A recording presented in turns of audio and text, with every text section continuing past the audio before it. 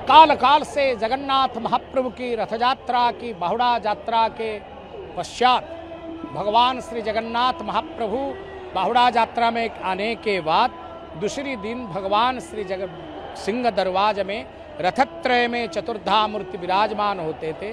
तो भगवान के राजराजेश्वर श्रृंगार में भगवान श्रृंगार होते थे और इस श्रृंगार में भगवान की 132 प्रकार की स्वर्ण अलंकार के द्वारा आपाद मस्तक पर्यंतो भगवान को श्रृंगार किया जाता है। इसको राजराजेश्वर वेश श्रृंगार कहा जाता है। और क्योंकि आषाढ़ शुक्ल एकादश जो तिथि है वो हरिशयन एकादशी है। आज से ही समग्र भारतवर्ष आर्यावर्त में कौन प्रकार की शुभ कर्म नहीं होने वाले हैं।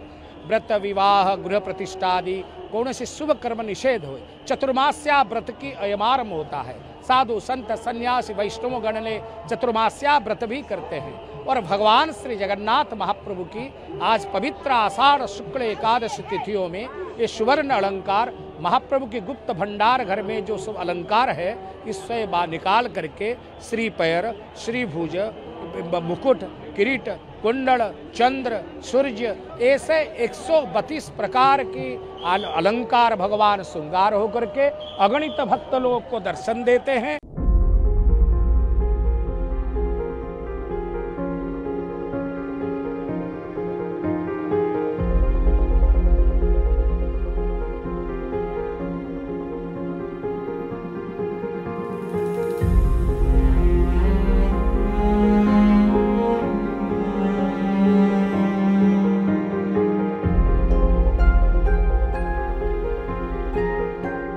महाप्रभु का इस जो सोने का अलंकार का दर्शन है ये एक भव्य दर्शन होता है जो रथ रूप पे ही मिलता है। रथ के ऊपर भगवान जब बैठते हैं तो तभी ये दर्शन होता है।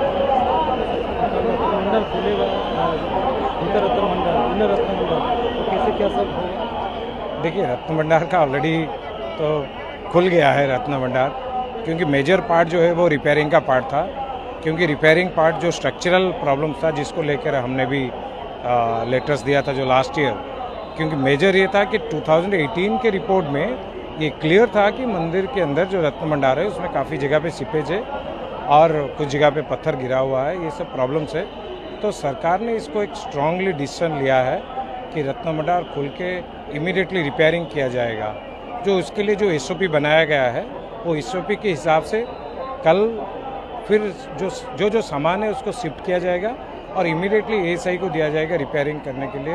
क्योंकि उसी को लेकर सबसे मेन वही है कि मेरा ये बोलना था कि मंदिर का सुरक्षा सबसे ज़्यादा सुरक्षित है। तो उसी को लेकर जब 2018 रिपोर्ट में ये पूरा पता चला कि रत्न भंडार सुरक्षित नहीं है, उसके अंदर काफ़ी डैमेज है, तो उसी को लेकर हमने ये हमारा मैनेजिंग कमेटी में इसके बारे में ऑनरेबल गजपति महाराज जो हमारे चेयरमैन हैं उनको लिखा था। और उसके बाद सरकार की तरफ से ये भी पूरा क्लियर किया गया था कि रथ यात्रा के समय पे हम जरूर खोलेंगे। जो प्रेजेंट गवर्नमेंट है, मैं धन्यवाद दूंगा ऑनरेबल CM मोहन चरण मांझी और honourable prime minister Narendra Modi ji जो बोले थे कि हम जरूर रत्न भंडार खोलेंगे, उसका मरामती का काम होगा और वो होने जा रहा है। ऑलरेडी रत्न भंडार खुल गया है और कल सामान शिफ्ट हो जाएगा, उसके बाद रिपेयरिंग का काम होगा जो सबसे इम्पोर्टेंट है। क्योंकि हर कोई भक्त का एक ही सबसे ज़्यादा ये था कि रिपेयरिंग का पार्ट, और रिपेयरिंग का पार्ट जल्दी से जल्दी ASI शुरू कर देंगे।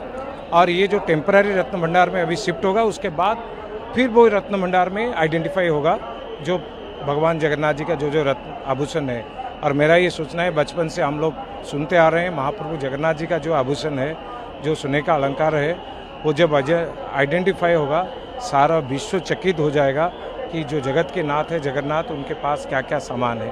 क्योंकि जब 78 में हुआ था तब हमारे पास इतना स्ट्रॉन्ग आइडेंटिफिकेशन नहीं था कि आइडेंटिफाई करने के लिए।